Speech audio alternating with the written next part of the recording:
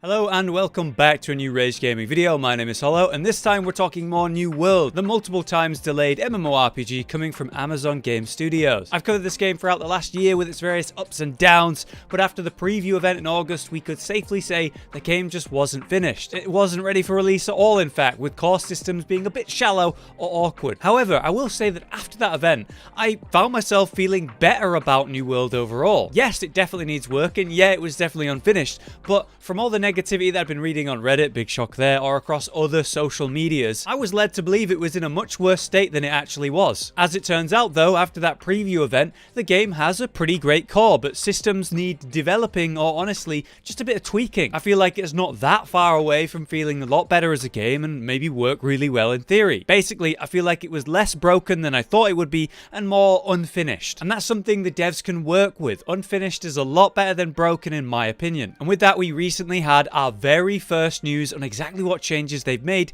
since that preview event and the massive amount of feedback they'd received during that. Some of these changes sound pretty damn good to me, and I'm pretty happy to see what they're doing next. So let's break down the patch notes and talk about where New World is heading as we get closer to the new year and hopefully the release of New World. Firstly, I should mention that at the start of the post, they do mention that you have a chance to play New World right now. If you sign up for the alpha testing via the website or this news post, you could have a chance to jump in and play. Awkwardly though, they've started with only NA servers but plan to release EU servers for this test soon. This alpha began on October 20th and they're still accepting new testers every week. For the first time though, we actually know what they're doing during this alpha. Originally they had things locked down by NDAs all the way up until they announced the year delay and then that preview event. And that's honestly where I think they went wrong in a big way. They kept everything under lock and key so close to their planned release that it was only ever going to fall on its face when players did encounter the many issues the game had. I don't know what any of that was about, but I'm happy to see them change their approach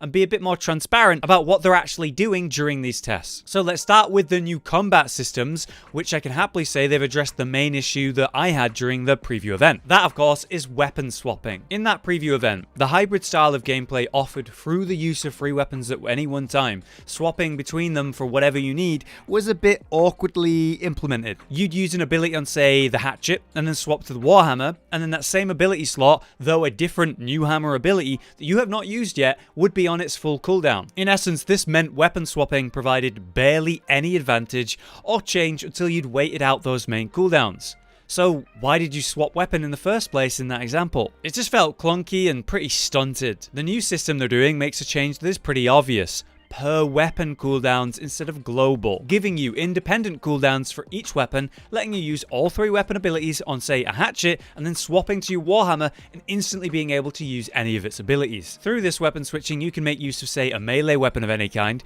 roll back to get to range, and then, say, swap to a bow and instantly start using some ranged abilities. This is going to be significantly more satisfying and fluid for all combat, and is certainly going to feel good in any situation you do it in. They've even made the actual switch for the weapons faster to create faster combos between weapon abilities. I think this is a great change, but my concern is the nature of this swapping. If there's no cooldowns or restrictions and the swapping itself is even faster, then the meta is to swap weapons constantly, always to make use of the different powerful abilities across your free weapons. Suddenly, you're not a Warhammer user, you're the 3 specific weapons user, or you're kind of weak compared to those who actually swap. I don't know, it might feel and look great and be better overall than their original awful solution to this concern, where they over-restricted your abilities. But I wonder if maybe there's a good middle ground between these two systems. On paper it sounds good, but I'm just worried about like how PvP will work. On another note though, they've also added a free roll to use when you're chain stunned. Basically a get out of jail free card, which was very needed during that preview event. In PvP, you could easily be stun locked until dead in a 1v1,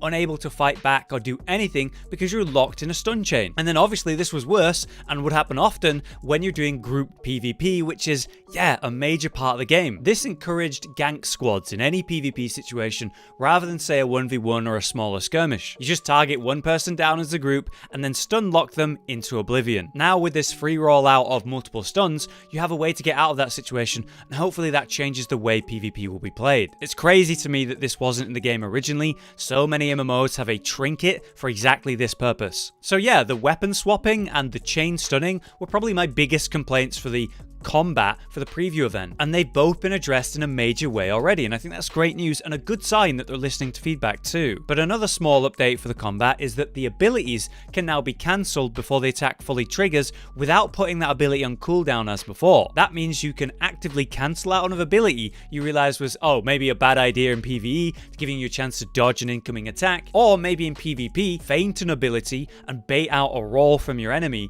and then attack while they're vulnerable. This should add a nice level of depth to the PvP, and I'm looking forward to seeing that. So far though, every change to the core combat has been a pretty big and impactful one. Really happy to see that. But hey, on top of all of that, they've also added a new weapon. It's the spear, which is a very obvious choice for the game. Originally we had about 6 types of weapons to equip, and with that hybrid system having you use up to 3 at once, that meant the new combat update makes it more and more important to actually add new weapons. Having only 6 choices is too little when you're using 3 at once all the time. Each weapon only comes with 3 ability slots, so obviously we need more variety. So I'm very glad we're getting a new weapon choice, and I like the idea of the spear. It offers long distance pierce damage and even some ranged abilities too. Apparently it's going to scale best with dexterity, but will benefit somewhat from strength too, and it'll come with 2 skill trees to begin with. Firstly, the Zoner skill tree for keeping enemies at a distance and also giving you the ability to throw your spears too, or you could go with the Impaler tree for closing the gap on your enemy and then using quick attacks for status effects. I assume these are bleed types. With that, they've added a new quest line that will lead to a new legendary spear called the Heaven Splitter. Great news on a new weapon, and I'm certainly looking forward to more of that because it needs more. And I do think the spear sounds cool. It's nice and different from the other weapons so far, which is what this is all about. You need unique design per weapon. But if you're unaware though, through different screenshots, concept art, and teases,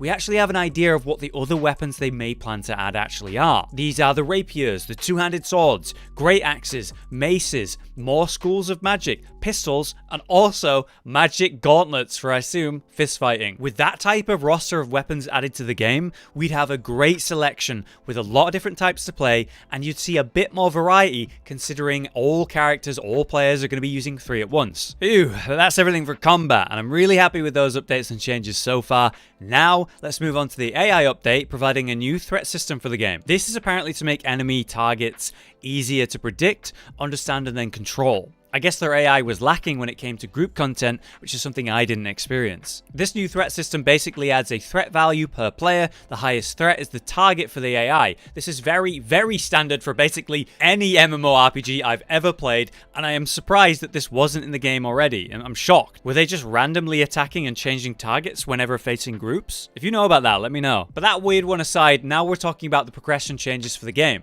New World has tons of progression systems, your weapon skills, gear, professions, faction rep, and so on. And an issue they had in the event was the lacking XP from questing. Frankly, they're dull as hell questing as well. Firstly, they began to make XP rewards on completion of quests much greater, while also reducing the XP rewards for, say, grinding mobs. So, depending on what type of player you are, that might make you happy, that might make you mad. Personally, I don't like grinding mobs unless the combat's incredible, like, say, Black Desert Online.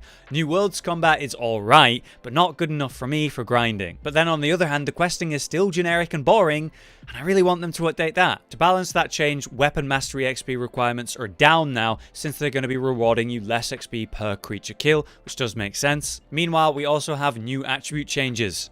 The new attribute pool is bigger, adding way more gear in a more meaningful way now, while at the same time we now have diminishing returns on attributes to prevent 1 or 2 stats being stacked too hard. Ideally, what this does is create new build variety in what you equip and why, instead of just focusing one thing because you want to be a stat stick. We'll now have more access to attributes during leveling and on our gear itself. It's another minor change that does create more diversity in the way players are going to build their character. For example, they made it so damage dealing mages aren't going to be building the same attributes as supports or healers anymore. It'll now be focus that you go for with healers, while intelligence is the main stat for magic DPS. This is a small but important change for the core of the game. Honestly though, those are the main changes in these patch notes that I feel are relevant and interesting. Further in the post, we do have a brief talk about balance updates, like how backstabbing won't stun anymore, but will deal bonus damage instead, which is another way they're addressing the stun lock issues, and I appreciate that. And then there was also a bit about gear and how that's going to work, like new gear perks coming to the game to help tanks generate threat, or crafters carrying more through special weight reducing equipment, and the ability to craft legendary gear,